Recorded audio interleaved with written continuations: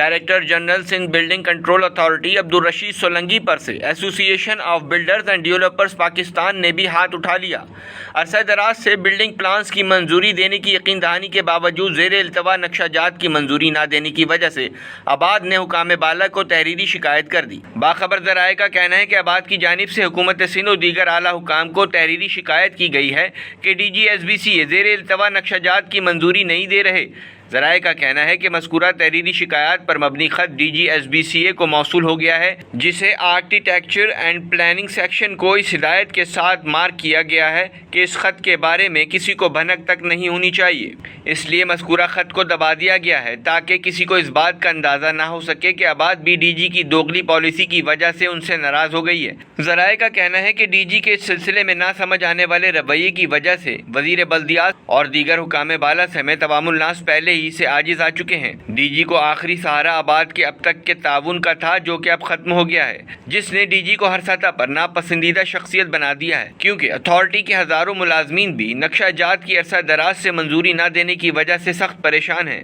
کیونکہ ان کے پاس سارا دن مکھیاں مارنے کے علاوہ اور کوئی کام نہیں ہے۔ صرف غیر قانونی تعمیرات اور برائے نام انہدامی کارروائیوں کا دھندا عروج پر ہے، جس نے عوام الناس، بلڈرز اور اتھارٹی ملازمین کو متنفر کر دیا ہے۔ یہی وجہ ہے کہ عبدالرشید سولنگی کی تبدیلی سے متعلق افواہوں میں روز بروز تیزی آ رہی ہے۔ حکومت سندھ کی جانب سے 2 ماہ قبل ایس بی سی اے کے 7 رکنی اتھارٹی کی تشکیل دی گئی تھی۔ معزز عدالت کی جانب سے عبدالرشید سولنگی کے نان ٹیکنیکل ہونے کی وجہ سے سندھ ہائی کورٹ نے 7 رکنی اتھارٹی تشکیل دینے کا حکم دیا تھا تاکہ زیر التوا نقشہ جات کی منظوری دی جا سکے۔ 2 ماہ کے عرصے میں مذکورہ اتھارٹی کے بمشکل 2 باقاعدہ اجلاس طلب کیے جا سکے ہیں۔ ایڈیشنل ڈائریکٹر جنرل کی ریٹائرمنٹ سے 1 روز قبل جمعرات کو تقریباً 1 ماہ قبل مذکورہ اتھارٹی کا آخری باقاعدہ اجلاس منعقد کیا گیا تھا، جس میں public sale projects, commercial projects اور رہائشی و صنعتی نقشہ جات سمیت این او سی وغیرہ کے 84 کیس منظوری کے لیے منتخب کیے گئے تھے۔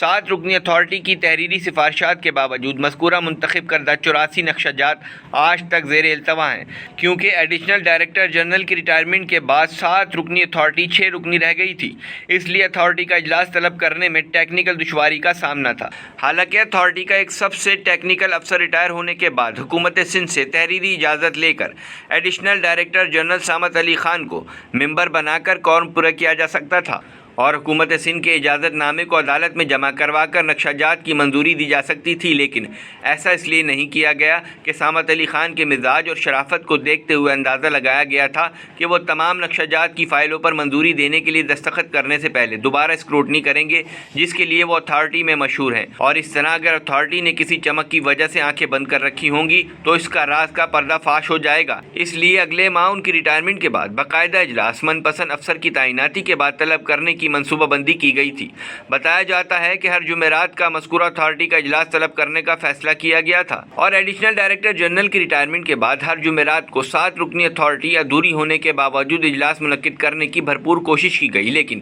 کامیاب نہ ہو سکی۔ گزشتہ روز جمعرات کو بھی اتھارٹی کا اجلاس طلب کیا گیا تھا، لیکن صرف 3 ممبران ہی اجلاس میں آ سکے، جن میں D G Abdul Rashid Solangi, senior director Sindh master plan authority Haji Ahmed اور director architecture and planning section شامل ہیں، جبکہ ایڈیشنل ڈائریکٹر جنرل طبع ناسازی کی وجہ سے اجلاس میں شریک نہ ہو سکے۔ Special secretary housing and town planning Bux Ali Mehar اور آرکیٹیکچر اینڈ پلاننگ سیکشن کے ڈائریکٹر اشفاق کھوکر اجلاس میں شریک نہ ہو سکے، جس کی وجہ سے ایک مرتبہ پھر عرصہ دراز سے زیر التوا نقشہ جات 7 رکنی اتھارٹی کی سفارشات کے باوجود منظوری سے محروم رہے۔ ذرائع کا کہنا ہے کہ اس وقت اتھارٹی حاضہ میں سینکڑوں نقشہ جات، N O C, completion, revise plan, demolition permission, industrial وغیرہ کی فائلیں عرصہ دراز سے زیر التوا ہیں، جن میں ہر روز تیزی سے اضافہ ہو رہا ہے۔ ذرائع کا کہنا ہے کہ D G public sale projects, commercial عمارتوں اور انڈسٹریل نقشہ جات وغیرہ تو درکنار 60 مربع گز کے رہائشی نقشے کی بھی منظوری دینے کے لیے تیار نہیں ہے۔ ذرائع کا یہ بھی کہنا ہے کہ اتھارٹی کی آخری باقاعدہ میٹنگ میں تقریباً 250 نقشہ جات رکھے گئے تھے، جن میں سے صرف 84 کی حتمی منظوری دینے کی سفارش کی گئی تھی اور باقی ماندہ نقشہ جات وغیرہ کی فائلوں پر اعتراضات قرارداد لگا کر واپس کر دیا گیا تھا۔ اس وقت اتھارٹی کا ون ونڈو سیل اور سنگل ونڈو فیزیبلٹی مکمل طور پر غیر فعال ہے۔ صرف ایک افسر کو نان ٹیکنیکل ہونے کے باوجود ملک کے ایک اہم اور ٹیکنیکل ادارے کا زبردستی سربراہ تعینات کرنے کی سندھ کی عوام کو